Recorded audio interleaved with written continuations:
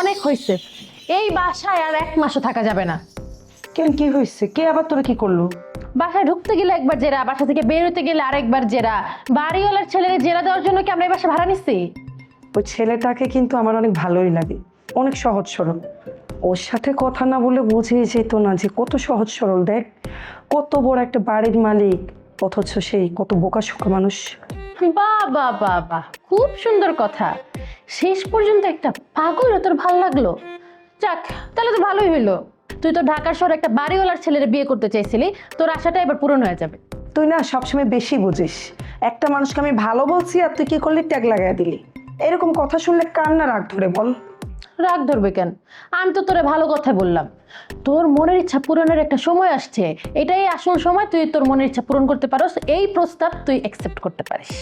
কোনো দরকার নেই, উনি নিজে একদিন এসে আমাকে প্রস্তাব দিবে, আর সেই দিনের কিন্তু বেশি দেরিও নেই। আরে এত দূর চলে গেছোস, তো তুই আমাকে আগে বলবি না? আগে বলে তো আমি এই লোকটার সাথে এত বাজে ব্যবহার করতাম না। তুই যা ভাবতেছিস সেটা কোনোদিনও হবে না। তোর ব্যবহারটা একটু ভালো কর।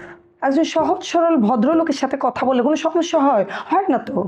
চলার পথে কেউ আমার সাথে অনর্থক কথা বললে আমার অনেক রাগ ওঠে, আর বিশেষ করে কেউ যদি আমার গায়ে পড়ে কথা বলে তার উপর আরো বেশি মেজাজ খারাপ হয়। লোকটারে প্রথম প্রথম অনেক বিরক্ত লাগতো, মনে হতো একটা খাটাস, কিন্তু এখন কথা বলে অনেক ভালো লাগে। তোর সাথে আমার মিলে না, আর কোনোদিন মিলবেও না।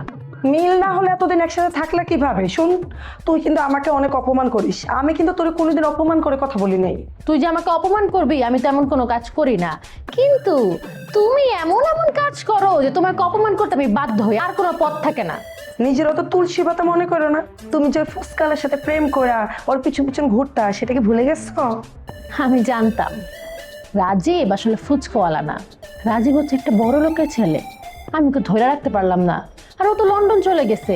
ওর ফুল ফ্যামিলি লন্ডন থাকে, চিন্তা করতে পারোস? ও কিছু দিনের জন্য বাংলাদেশে আসছে, আসা ফাজলামি করে চলে গেছে। আর ওই ছেলের জন্য তুই তোর আসল প্রেমিক মজনু ভাইকে কষ্ট দিলি, এইটা কিন্তু তুই ঠিক করিস নি। আবার কি করলি, মাসুম স্যারের দিকে নজর দিলি। আমি না বুঝলাম না, একটা মেয়ে কয়জন ছেলের মন দিতে পারে? আমি যখন যাকে মন দেই তখন একজনকেই মন দেই।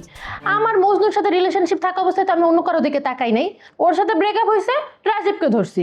এখন রাজীব নাই, এখন মাসুম স্যার সিঙ্গেল আছে, মাসুম স্যারকে ধরছি। প্রেমের সমাধি তো এক জায়গায় না এক জায়গায় ঘটবেই নাকি? আমি স্যাক্রিফাইস না করলে মাসুম স্যার তোর দিকে তাকাইতো না, বিয়ে তো অনেক পরের কথা। দেখ, মাথাটা একদম গরম করবি না। মাসুমের সাথে তো আমার একটু আগেও দেখা হয়েছে। হ্যাঁ, মাসুম অলরেডি আমার প্রেমে পড়েও গেছে। আমি ছাড়া মাসুমের কোনো গতি নাই। এখানেও তুমি দুঃখ পাবা, মনে রেখো। সেটা সময় বলে দিবে।